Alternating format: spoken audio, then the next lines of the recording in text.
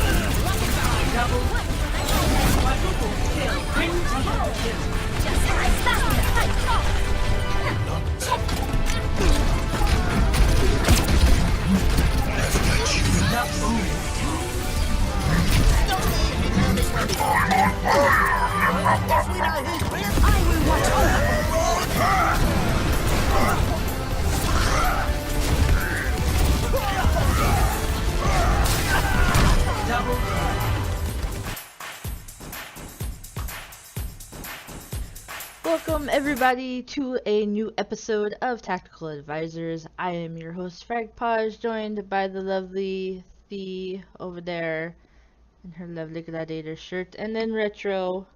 Fuck, somebody's. Oh, there we go. You Retro's screwed there. it up again. I will never get it right ever. If I ever get it right, I am obviously a clone, and I'm not really me.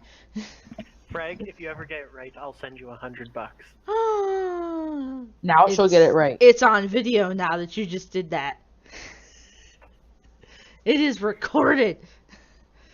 So And you're never gonna get it right. That's I'll how much watch- faith I have in myself. watch, I'll do it. Be the easiest $100 I'll ever earn in my life. Actually, probably not. It'll be take a couple shows. So we today, shut up.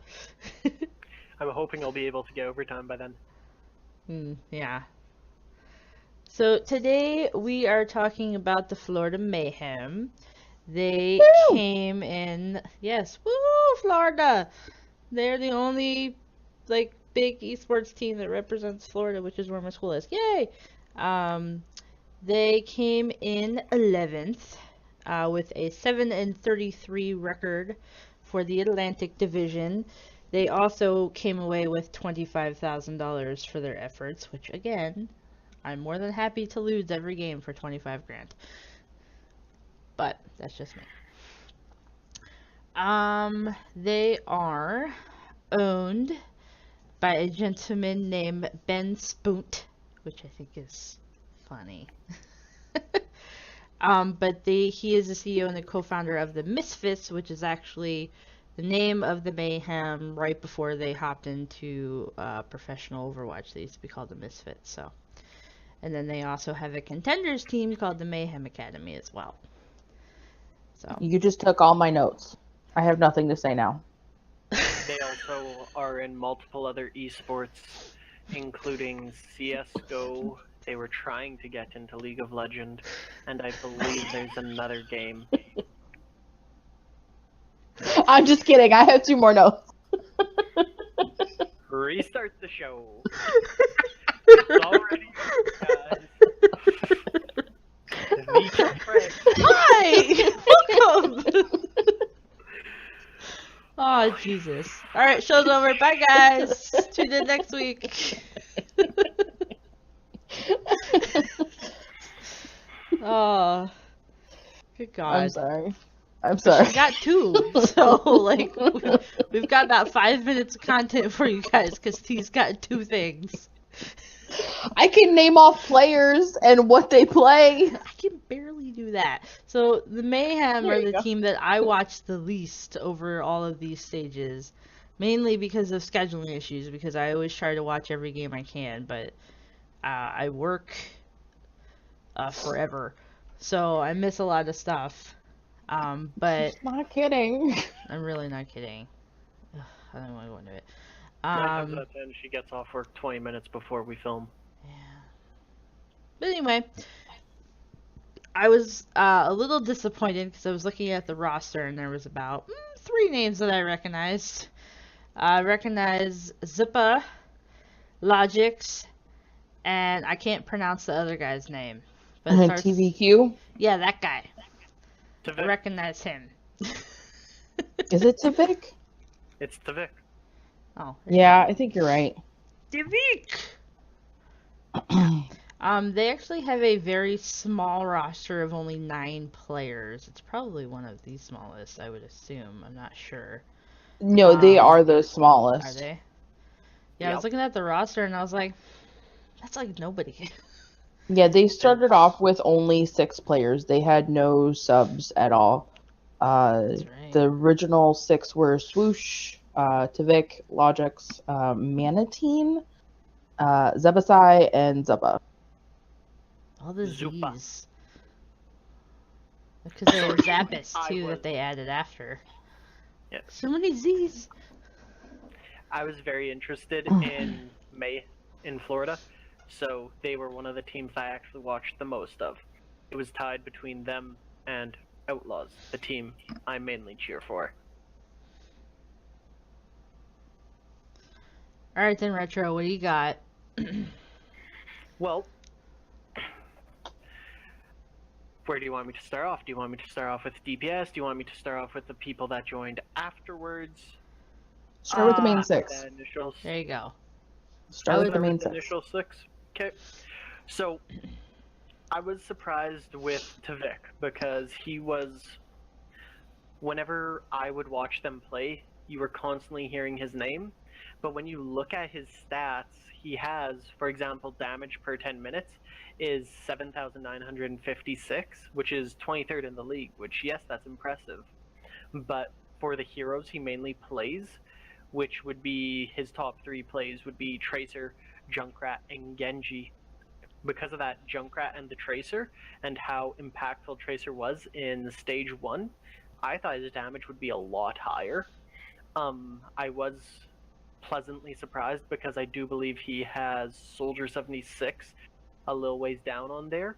He only has like just under 600 healing per 10 minutes, but he's 54th in the league with that, just from his healing from Soldier. So that shows that he does know his mechanics with Soldier, which is nice to see because you don't, when you see these players in the league, you don't really see them using Soldier too often. So it's nice to see that there is someone using them.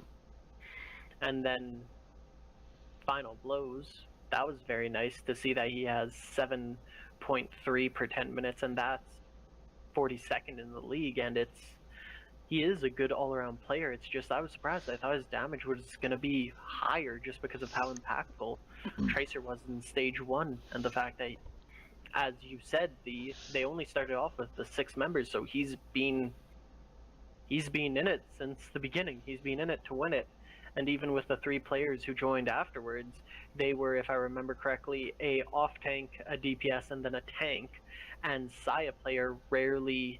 It was normally Saya player and Tavik who were the DPS in the rest of the stages since they joined. And then you'd sub in Logix whenever Tavik or Saya player was getting countered, or having Logix picks were better. Like Stage 4, when Widowmaker was huge, they'd sub in Logix. I thought it was interesting to learn that he actually used to be a professional TF2 player. Actually, a lot of them used to be, because what happened when Blizzard came out with Overwatch, because of the whole team-based shooter aspect, they gave a lot of the beta keys to the TF2 pros, and Yeah. that's what kind of grew the scene. So if you look at it, a lot of them are. I'm very surprised with another team, actually. I only seen one person who's a former TF2 pro. The rest of them are all from other shooters, like CSGO and that. Right. I think it's interesting that the Mayhem's lineup is pretty diverse. So you have almost like 2 of everything. You have 2 South Korea players, you have 2 Finland players, you have 3 Sweden players, and then Port Logic is the lonely waffle on the on the roster is You have 4 Belgian. Swedish players. I said 4, right? No, did I you say said 3? 3. No, there's 4. There's Tavik, Manatine, Swoosh, and however you pronounce his name again. Which one? I think it's, what is it, Sebayasi? Something like that? Zebasai? Yeah, that guy. I'm so bad with pronunciation. Terrible. Oh, God. I know. With everything. I know. So he, Anyway. along with, what? What are we owing? Anyway. Yes. So out of, you had the original 6, and then we added in, well, not we, but they added in, I guess we just pronounce it, we have awesome It's guy. awesome guy. It's awesome guy. Oh, we have to enunciate the W. Uh-huh. It's just like Yeah. Leviosa. Yes. Just like that. Awesome guy. Sega player. And then we had Zappis as their flex. And then also in April, I guess yeah is just how you pronounce it, because it's Y-E and then 3 capital H's. He's a coach, though. He's Well, not a player. he's an analyst. Yeah. But they added him. So, and then we have they actually have a really large organization staff per se, because other teams will just have like their coaches and their assistants and stuff. These guys have a chief gaming officer, they have an operations on the West Coast, the general, like all that stuff listed. So I find it interesting that their organization staff is about as long as their roster. Well, They didn't in the beginning, though, because there were articles from way back when Overwatch started talking about how if anybody got sick, like the head coach was going to have to sub in because they had no subs. I They would have didn't loved really to have have seen that. people anywhere. I would have loved to have seen that. Now subbing in the head coach for the Florida Mayhem. Mineral, yes, go Mineral. I would have watched that game. That would have been pretty awesome. but there is a good thing about only having the 6. It's a huge argument that people have with other shooters, how you're limited to, you have your 5-man roster, and it's all 5 going at once. You know what the other people are going to be doing from playing with them so much. So you'll know, okay, he's going to peek this angle, so I should peek this angle to get a good crossfire set up. He's going to do this, so I should throw I'm Moira, I should throw my healing orb this way so that he can jump backwards into it like I know he's gonna. There's a lot to be said about that, which is why I do like the fact that they have the smallest team. And the only thing I'd like to see is maybe have a support in their others also, so that they could sub in other supports as needed. So you could have a support who's good on, their Mercy main and all that. And then you could have ones who can swap. Yeah, because they don't have a Mercy main for supports. They know how to play Zenyatta and Ana, and Zebasai use Lucio. I found it He did interesting. use, Go ahead. Zebasai. Thank you. I can never pronounce his name. Damn it, Zebasai in your Never. name. But he actually did play quite a bit of Mercy. Mercy is his first pick, and Zupa, it's their second pick for I know healers, Zupa just mostly time for his played. Mercy play. I think from the times that I did see, I think he was always playing Mercy. When the Mercy meta became, they started having to flex onto that, so they had to learn how to play. That's what I'm saying. I'd like to see another support. This way you could have them playing on the heroes they're most comfortable with, because Zupa, he loves Zenyatta. Okay, cool. Bring him in and swap him and Zebusai out, and then have a Mercy main. And then depending on the map you're playing, you can sub them in for what will be best. Yeah, I did find it interesting kind of looking at like so they have their 2 main tanks, but then you also have 2 flex players. So I kind of looked and see sort of what the flex players main, and it seems that the flex players main tanks when they're flexing as opposed to support. So it almost looks like Zebasai and Zupa are kind of like the lone supports on the team because the two flex players play tank mostly. I think that's why you saw Tavik play soldier every once in a while, because he does have the healing nexus He needed to if heal needed. himself. Poor Yeah. guy. I mean, not even necessarily himself. Like, him and Logix, who happen to be playing Tracer or Maker, could go off together and heal each other. Yeah. And then, you know, the supports would only have to worry about the tank.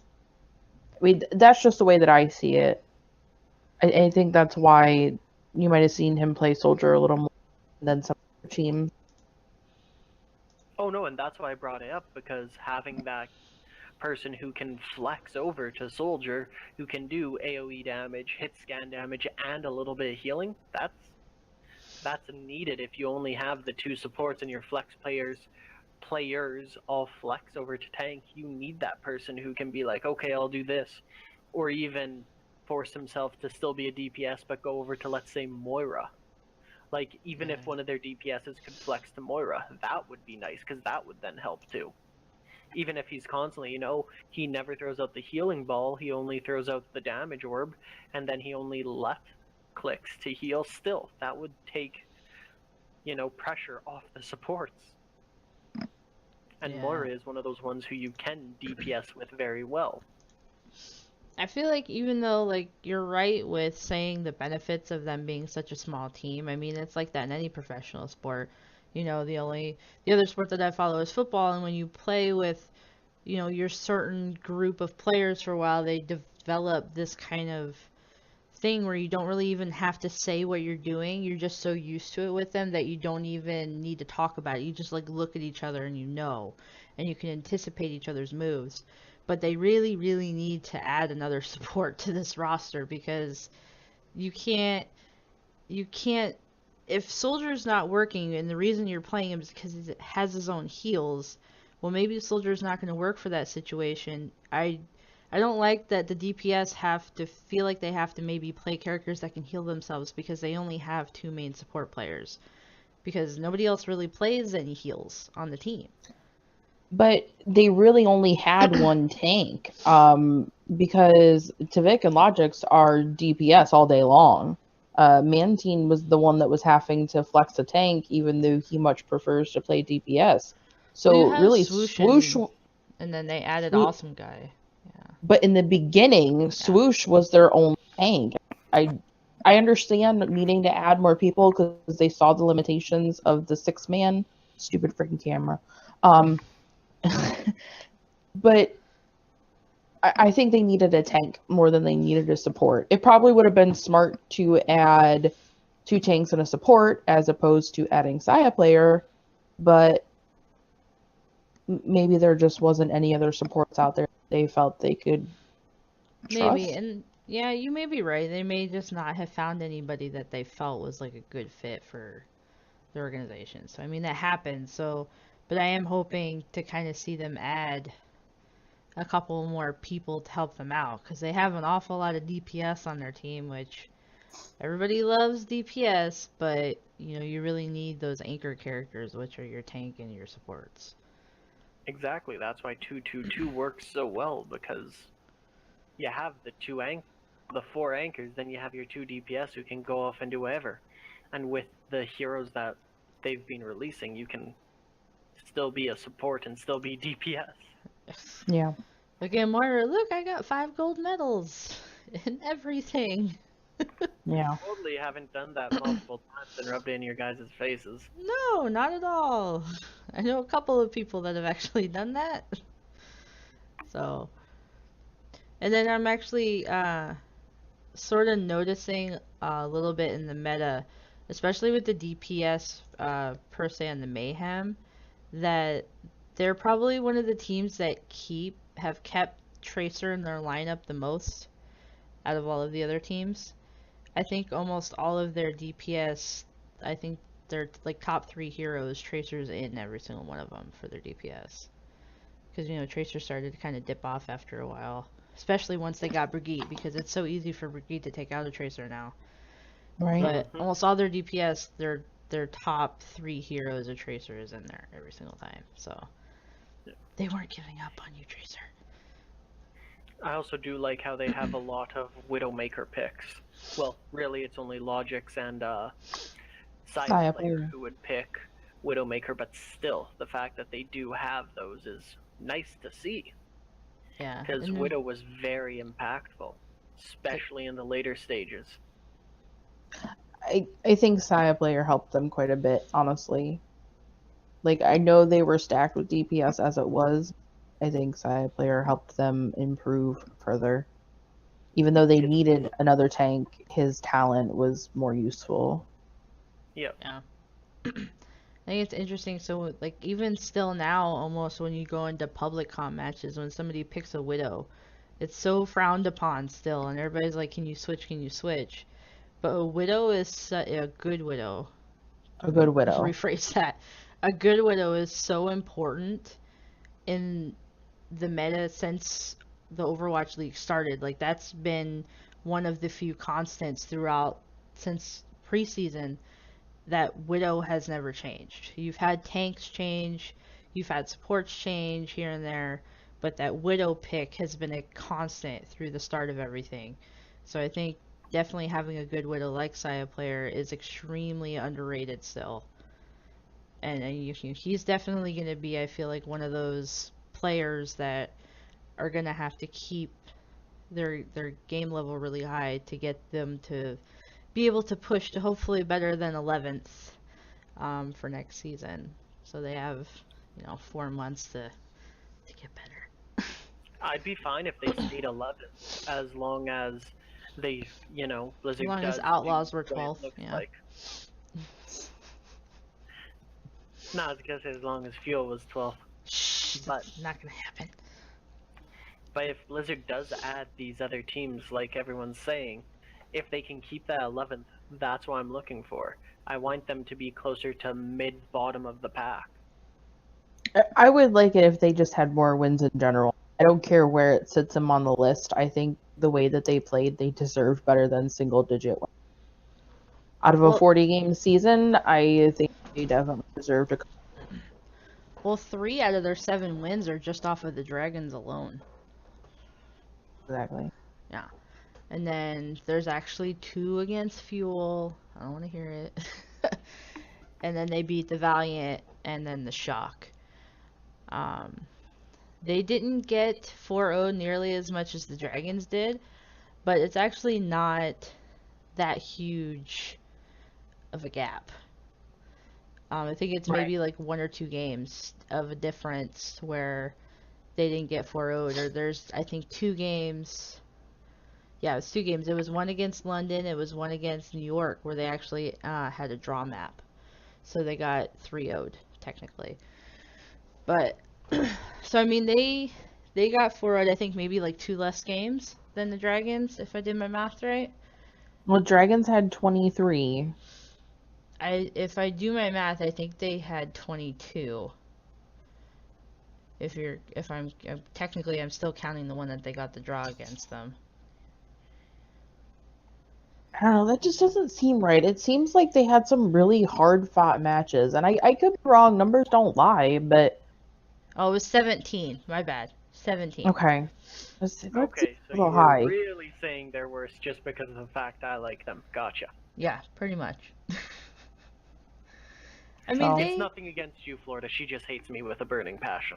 Yeah, pretty much. I love Florida. My school's down there. Go full sail. But, yeah, because retro.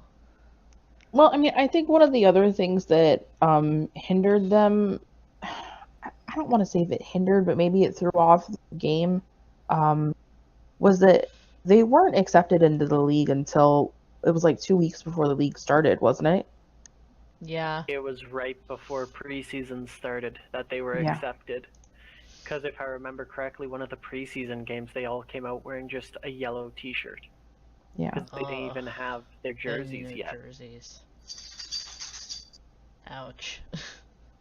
Yeah, so that has to play a factor in it, at least in my opinion. I would think it does, because that would mean that they didn't have as much probably not as much play time. And I would almost think that something that short would almost have almost like a psychological effect on the players too, because they're like the last one that just got like scooted in under the wire. Like, here you go, right? Last minute. So I'm sure that played some kind of role too. So I don't know. I'm looking forward to seeing next season be more diverse in the standings, I guess, than the first season was, because you consistently had almost the same teams on the top every stage, with the exception of a stage 4, I believe, was a little bit more diverse. But other than that, so I would love to see lower teams seed higher. I think that would just keep everything interesting. I agree, and it would also be nice to see some of these higher ranked teams, I don't want to say get knocked down a few pegs, but not that down does a few also help. pegs. That does also help with just your competitive drive. If you're doing nothing but owning everyone, and then, oh, yay, we were first last season, and now this season we're currently in last place. Okay, cool. Maybe I should start actually taking practice seriously. Yep. That Am would I be saying any of the teams do that? No. I'm just saying from other games and other sports that is something that does happen. that would be highly unlikely to see someone go to last. You don't even see that in sports. But knocked down London to mid the comes in pack, last place. yeah, knocked down to middle of the pack. Oh yeah, I'm all for that. I would just like to Absolutely. see the more competition. So I'm hoping with, the roster switches that I'm sure are going to happen, because if you follow any esports, the second the season ends and like contracts kind of start to open up a little bit and stuff, like you'll see people flying everywhere. Like, it's crazy to try and keep up with it. Because, money talks, Oh, Granted, Overwatch League doesn't have a terrible amount to offer these guys, but it still talks. Yeah. oh yeah. And even then- if it's not, money that's talking, it's players. If, one team can trade one player for one player that they want, they'll do it. Because if you feel this player isn't meshing with you properly, but this player will, do it. Just like Gladiators when they released Fisher. Another show. I mean, Yep. that's what I found interesting too, though, is yes, they had a smaller pool to begin with, but they don't have any former players. Everybody that they signed is still with them. I think even management is still the same. They have not let anybody go. Yeah, I was looking at that because when we did the Dragon show, I had the list of like the players that had left and the dates and the new players that had come in, and I was looking up stuff for Mayhem, and I was like, there's nothing. Yeah. Everybody was just here, and then they added 3 more players and then 1 analyst guy, and then that was it. They didn't make any roster moves. Coach. Yeah, I was gonna say, and an Yeah. assistant And coach. an assistant coach. The But day nobody before they got left. Snipe player. There was no drama. Nobody got fired. Nothing happened. It's just people showed up and then they stayed there. So, I mean, that would, for me, give a little bit of credit to the management team of the Mayhem, because they're at least keeping the people that they have. So these guys weren't getting frustrated that, hey, we're losing, let me go to a different team. These guys, look like they actually want to stay a part of this team, even with the struggles that they were having. So, I give management credit for that. Oh yeah. That was one of the articles I was reading, is about how what's the owner's name again? I'm sorry. Mineral. Ben. Oh, yeah, Ben. Whichever. Mineral is the head coach. Sorry. Yeah. You said Ben? Ben Yep. Spoont. That's right. Yeah, Ben was talking about how he really wanted to make an esports team popular in Florida. Like, they had tried before. I think you were saying that at the beginning of the show, is that there are minor esports teams in Florida that just don't get any kind of exposure or recognition. And that was like his main goal for this team, and why they were happy that they got signed as a Florida team when it finally did go through the Overwatch League. And the big article that I was reading is that the Florida Heat, who are basketball players, if anybody's not aware, they back these guys 110%. They the announce Miami Heat, right? stuff. Yeah. Yeah. They back these guys 110%. They make announcements at their show. They lend them the arena, viewing parties, all kinds of stuff. Like, they really want this team to be successful and represent Florida and just shine is the word that keeps popping up. They want these guys to shine. Well, I thought it was cool you mentioned the Heat. The Heat are actually a partial owner of this team. Yes, they are. So, I mean, I think it's really cool that he just believed in it so much and that the other, another giant, sports figure in Florida believes in them so much that they even back them. And that has to give them a boost of confidence. I mean, that would make me feel amazing. So, Yeah. Oh yeah. so I think it's really cool. The Mayhem had actually did an interview at Full Sail University, which is where I do online classes at, and the title had said, first, the only major esports team to represent Florida, and I was like, no, that can't be right. It's Florida. No way. And it's actually true, and I couldn't believe it. Florida being such a, regular sports team, to think that there wasn't another major esports team to represent them. I found that pretty shocking. So, I mean, hopefully the Mayhem gain some success next season just so they can, I guess, bring a little bit more pride to Florida and the peeps at the Heat who believe in them. Yeah. Here's the thing. From a marketing standpoint and everything, I think they won. And that was their main concern for season 1. Do I think, Ben and everyone wanted them to finish higher? Yes. But right now, his main goal was getting a major sports team for Florida. He's won. He won that goal. Now he just has to work on getting them placing higher. So that's easy. Well, it's not easy, but you got the harder goal out of the way first. Yeah, getting them exposure, especially for their hometown. I think they did an amazing job. Yeah, I mean, I think it's pretty cool because they mainly represent Miami and Orlando specifically. Because they are an extension of what the Misfits used to be. And I was actually kind of doing some reading on like how they got their logo and how they chose the colors. And I thought it was pretty cool that they chose the colors. The red was based off of the fact that they used to be the Misfits.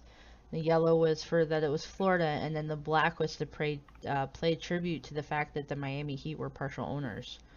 So I think it's just really cool that it's like the Mayhem almost feel like a homey kind of team because they're so small and because they have all this local backing from all these other people. I think that's really, really cool, and I think Ben did a really good job at seeing his vision of wanting to do this, realizing that there wasn't anything else around. And I'm hoping for next season to see a lot more Florida games. Even if I have to go hide in the bathroom at work. Wow. Really good at that. They're fun to watch. They really are. Swoosh is. I was very impressed with Swoosh. Logix was pretty amazing. I mean, I didn't watch a ton of Florida, but what I did watch, I'm just in shock that their record was as low as it was, considering how good they were playing. So. I think wasn't it Florida that had like one of the closest games with Shanghai, I believe, like towards the end of stage 4, and it was so nail biting, and I think that was probably one of the most fun times I had watching a game was watching the Dragons and Florida like kind of go at it. So I want to see more of that. I don't want to see all these 4-0s that we saw throughout the season, because there was quite a few. I like it when it's competitive. I want the 3-2s.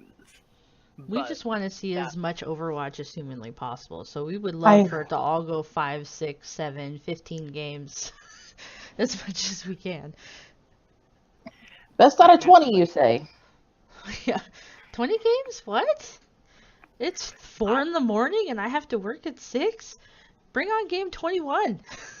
I'm watching. I just want to see good high-level play. Simple as that. Yeah. That's what I like. That's, yeah, simple Well, as that's that. why, I was saying, I want to see, like, not Boston and London and New York on the top all the time.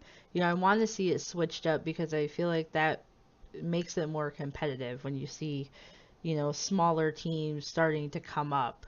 I feel like eventually teams like the Dragons, team like the Mayhem, like, it will start moving everywhere, and then especially with the addition, of the new teams that are coming, it will create even more, and it will force these players and these teams to have higher level of play with the more competition that's going to be coming. So, Oh, yeah. And another thing I like that Mayhem did specifically to just boost all the Overwatch leagues, every single player they picked up was a contenders player. so, that is cool. I think that's cool. That gives people in the contenders even more like fire to play really well when they're doing the contenders, because it's like you never know when a team is going to be down a player and you're going to need somebody. And you're going to have to sign someone and bring them in, yep. You also never know with these new teams that are coming in, They need who players. they're going to sign. Exactly. Like, Blizzard has 100% confirmed. They're expanding the league. We just don't know how many teams. Right now it's rumored at 4. Yep. Confirmed at 2. If you think, if they stick with a basic 6, even if they do that and there's 4 teams, that's 24 players right there. So that's 24 people that could potentially be in contenders right now that are fighting for a spot on a pro team, and they don't even know that they're being watched, that they're being scouted. So, they know they're being watched. Well, Oh, you yeah. just never know who exactly is watching you at what time. So you always want to be on your A game all the time because you never know exactly who's watching you. Which would be really exciting for me. But nobody wants to watch me play, so. I don't know, Nobody your rage wants is that. kind of funny to watch. Well, yeah, but it doesn't happen that much since I switched to Lucio. I'm not as angry because I can heal Diva. My rage. Oh yeah, My these rage rages has increased. hilarious. Yeah. And not just in Overwatch, just in life. That's not true. Point proven. If you guys could have seen like the first 45 minutes of us talking in here before we filmed the show, she's laughing because she knows. I have no idea what you're talking about. She's laughing 'cause she Lies knows. and slander. Lies and slander. See, even your camera was like, "You're a liar." There was one point in time she turned off the camera and just walked away. This is We heard also the door true. slam behind her. Liars! I'm not lying. 2v1, you lose. So, It's 2 versus 1. You lose. yep, see, there you go. We're not gonna shush. But unless you guys have anything else, I do think that kind of covers our little wrap up of the Mayhem. I do want to see more of this. Like, I'm super excited for season 2 and to watch all of these teams and see how they grow. We're blessed enough to be able to see Overwatch when it first started. You're going to have these people that come in 6-7 seasons later and not know the, where Overwatch League started and where all these players started. So we're kind of lucky in a way to where we get to see these players fresh in the league and we get to watch them grow as the seasons go on. So I think that's going to be pretty cool that we're going to be able to watch these guys through their whole Overwatch career and just see how they progressively get better and who goes where and what happens. So I feel pretty happy that I get to be a part of something like this and watch something like this like right when it starts. I feel like that makes me more invested. But I mean, you never do know who's going to be watching you. I mean, I was watching a thing earlier and that's how my boy on the Fuel Mickey got picked up. Somebody got sick. And Internet Hulk was like, "Yo, I know this guy from Thailand from the World Cup. He's really good. We should sign him. Just trust me." I mean, you never know. So you could have all of these new teams filled with contender players. Who knows? Or you could have players. I'm just really excited to see like what the roster switches are going to be. I'm excited I to want to see some crazy shit. I'm excited to see who the new teams are going to sign and how that's going to affect other teams. It's definitely going to make, teams, the lower teams step it up. They're going to have to. Yeah, but that's 12 guaranteed players from contenders. So I'm curious, are they just going to sign it, this team was the best in contenders, let's sign them, bring them up? Or are they going to be, this player's the best at this player's the best at this? And are they going to skeletonize all these different teams? Yeah. That's what I'm interested in. Because that affects multiple leagues. Because there's even the open division where contenders can then pull players up from the open division. So there's 3 different leagues that get affected by one team joining the Overwatch League.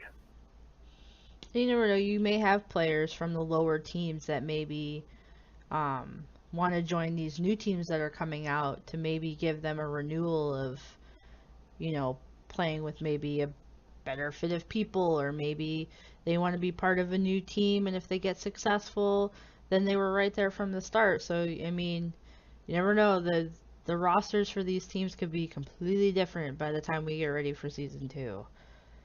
That's the other thing. How many of these people who were on the bench for most of their time are going to be like, no, release me from my contract. Team A that's coming in says they want me. I'm going over to them.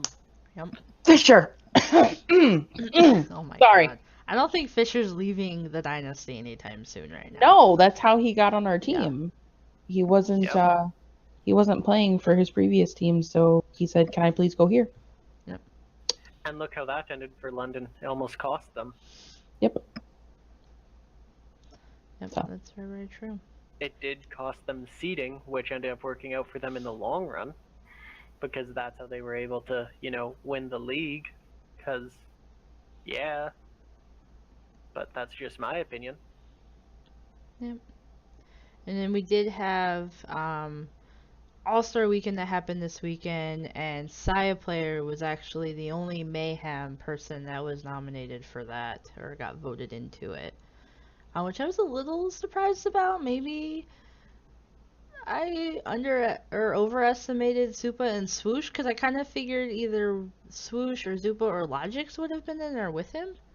Kind of surprised it was just Saya, but at the same time, considering the teams that the other players came from, there really wasn't much room for, teams that were kind of lower on the win gamut when you only have a 0.175 win percentage. So, at least somebody got in there. And Saya Player is really good, and I still feel like if he stays with the Mayhem, he is going to probably be like that Carpe player or that Pine player. Like, he is going to have to be that I'm going to carry this team on my back kind of player, I feel like, if they're going to do well. I agree, and then you're going to have Tvik and Logix being like, okay, we're number 2, but we have to be star players also.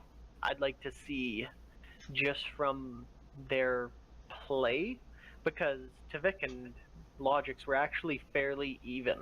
Like, Tvik is 23rd in the league for damage, Logix is 24th. So they're not that far apart. And Logix is actually better with final blows. He's 24th again for final blows in the league, whereas Tvik is 42nd, as I said. See, this always surprises me. These lower teams, but yet their stats, when you look at them like in the league, they're actually good as far as their stats through all the players, but yet together their ranking is so low. Like 23rd and 24th is not terrible. No, not at all. But it's like they were saying during our All-Star weekend. You're talking about the top 1% of the 1%. Like, these guys are chosen for all good. What separates them is very minimal. Like, if you look at Pine, the guy who everyone has been saying is the god tier player, he doesn't have the best stats for anything. It's actually for damage per 10 minutes. It's someone on San Francisco, if I remember correctly. Yeah. But Pine doesn't have any of the top stats for damage. And we're all like, he's one of the best damage dealers. He is the best damage dealer in the league. But yet he doesn't have the top stat for it. I feel like But his his accuracy is what makes him so good. I feel like that would be, accuracy-wise, he would be higher on the stat list as opposed to damage. I concur. I'd also like to see Blizzard themselves track one other stat, damage blocked. Because a lot of these tank players, they're, 100 and below for all their stats, because it's like their main purpose is to just block damage. That's their job when you have Reinhardt's and Orisas. So it's tracking that stat would be nice, because the way you look at it, it's okay, cool. DPS are what we care about in support. Those tanks are just as important. Yeah. Oh, they really need more tank and support players though. So I'm hoping that they can one of each. Not asking for much, just one of each. So somebody could have like a little tummy ache one day and somebody else could play. Because right now with those two, it kind of feels, especially with support, it feels like if God forbid one of them gets sick, you either only have one support, or that person better like puke in between games because you're still playing. Like, help them, please. I'd be fine if all they did was sign a single support in the off season. Yeah, That to me would make it so it's a nice round, 10-player team, nice round. You have 4 other people you can sub in. You have one who's specifically just for support, and the other 3 are flex and can go DPS or can go tank. That would be a nice round, good backup, in my eyes anyways. Hey Mayhem, I'm a really good Lucio. That's about the only thing she's good at. Rude. And also true. But I'm really good at booping people. So if we can get booping off the maps, like, I'm your go-to. As I said, it's about the only thing she's good at. And she Hey, is very good at it. I gotta be skilled at something, alright? I gotta have something in life going for me. And it's Lucio Boops. But unless you guys have anything else, I think that wraps up our Mayhem edition of the show. Did you guys have anything else that you wanted to cover really quick? No? Nothing? I have one minor stat, but What is your one it's just minor something I stat? find funny. With Awesome Guy, his main 3 heroes are Winston, Orisa, Reinhardt, and he is mainly a Winston with 10 hours on Winston. However, between Orisa and Reinhardt, he has less than 4 hours combined. So just the fact that it's, 6-hour difference, I find that just funny. Well, he likes the monkey. The monkey is important in every meta. Don't judge I him. agree with that. I just like how there's players like that who will flex to these others, but they have their heroes who they always choose, and the team lets them. Well, I mean, if it's needed. You see other teams that, have to switch to a Reinhardt when they're on Oasis is usually the most time when it happens, or King's Row or something like that. You have to be able to switch. The one thing that I enjoyed so much about the All-Star weekend was watching that, like, these players actually kind of know how to play like every hero. They do. They actually do. And watching Fury play a Torbjorn would literally just made my year. So, but they actually know how to play everything. So even though they only have certain hours on tanks or supports, like, these guys can literally switch to anything and be successful. Which just goes to show you can't just main one hero and then become a professional Overwatch player. Exactly. And that's what I like. Yeah. So, it's good, and it's good that they have every single player can switch to anything at any given time. So, contenders, you never know who's watching you. Mm-hmm. So, yeah, I'm interested to see who they're going to add. I can't imagine that they're just not going to add somebody. They had to know that they need at least one other bench player in there somewhere. So, I'm looking forward to seeing what changes, if any, this team goes through, considering it went through like hardly any through the whole season. So, but in Ben I trust that he will make the right decisions for, poor Florida's only major esports team. I don't think he's gonna do them wrong. So, don't make my school look bad, Ben. So, but yeah, that's going to be it for us for tonight. The next show, unfortunately, is going to be on my Fuel, my Boys in Blue. It's going to be a hard show to do already. 3 in. Don't worry, Craig. I know. We'll be gentle. I have a nice blue shirt so that it won't show all your tears for when they flood all the way over here.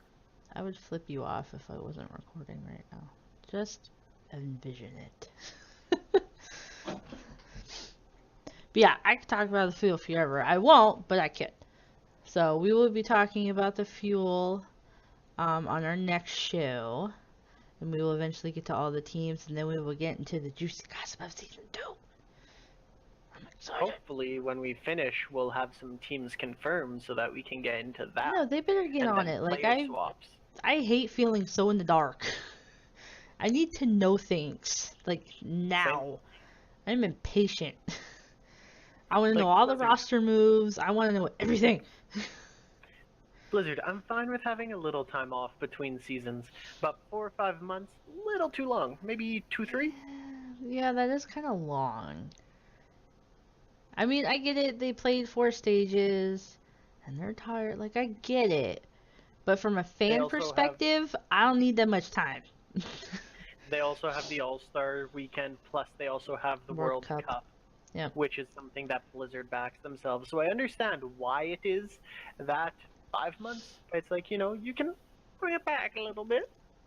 Yeah, so we'll see. But next show we will be doing the Dallas Fuel. And that will be the show that I cry and weep, and that I don't even have to do research for because I just know everything off the top of my head. So those are my Boys in Blue. So I will be wearing my Dallas Fuel shirt, my Pride and Joy shirt. I still want to prove you wrong on a stat next week. You're not going to. I don't know what stat you're talking about, but you're not going to. Oh, I have a couple stats here that I think will catch you for a surprise. They probably will, and they'll make me also cry. So basically, next show is just going to be me sitting here crying. So if you just could skip over that show in the playlist and go to the next one, that'd be awesome.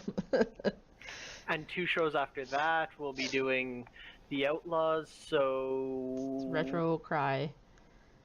And then I'm scared to do a Gladiator show. Because I know how Thea gets. So I'm afraid to analyze them.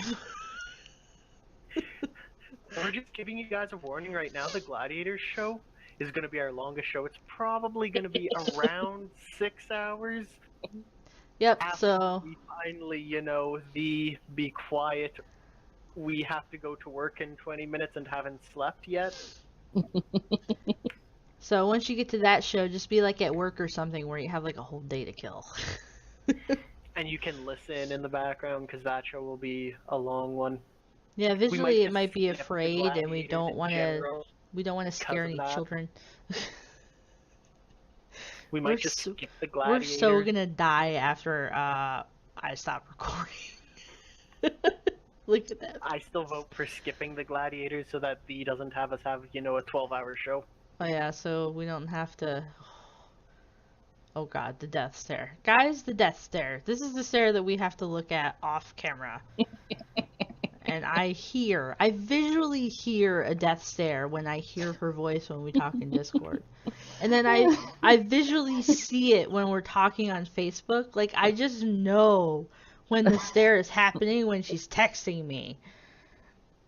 So I feel seething hatred at least 3 times a day, give or Oh take. God. Today You was know- about 5 because I had a really rough day at work. Not bad, but rough.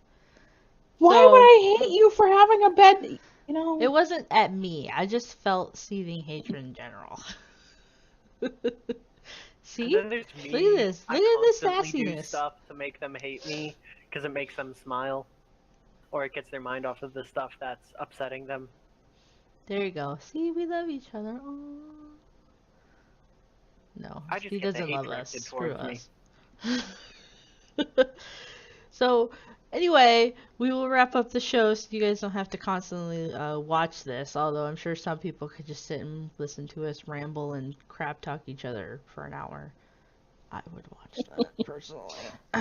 You should turn into our streams. Oh God, yeah. When we live stream, twitch.tv/Beyond Our Gaming or my personal channel, let me tell you, the shenanigans that happen on there. I don't think we So even much play worse. video games. I don't know how our channel has gotten banned yet with some of the things that have, some topics that have come up on there. So, Or just some of the stuff I've said. that too. That too. Unfortunately, there's a lot of stuff pre-show that I can't show you guys specifically because of retro. He's so proud. But we will No. see you. Oh, no. What? No. I'm not proud that there's a lot of stuff you can't show because of me. I'm proud because I am not changing. I'm staying that way. Random, we need to work on this. We need to do something about him. So anyway, we will see you guys next show, which should be in hopefully a couple of days, given that Fee doesn't kill either one of us in the meantime. We will see. I'm not that bad, I swear. She's worse. I know. She's worse than what we We're say. so scared we have to whisper. One of these days, I'm not gonna show up. That's what's gonna happen. There's just gonna be like a black box at the top left of the screen. Just nothing. It's just gonna be like a purple middle finger. That's all we're gonna get. Let's be honest, it's not gonna be a black box. She's just gonna have her jersey draped over her sweater. Over her sweater. Over Wow, her chair. jersey over her sweater. Good job. Screenshot High quality it. professionalisms. Screenshot it and just. Yep. So Yeah. that'll probably be the Gladiator show. Like, I don't want to talk about it. And I'll be sitting over here with a bulletproof vest in front of my head. You won't be able to see me, just to stop the death glares from coming through the camera. You guys are terrible. Yeah, we really are. But you love us. Especially me.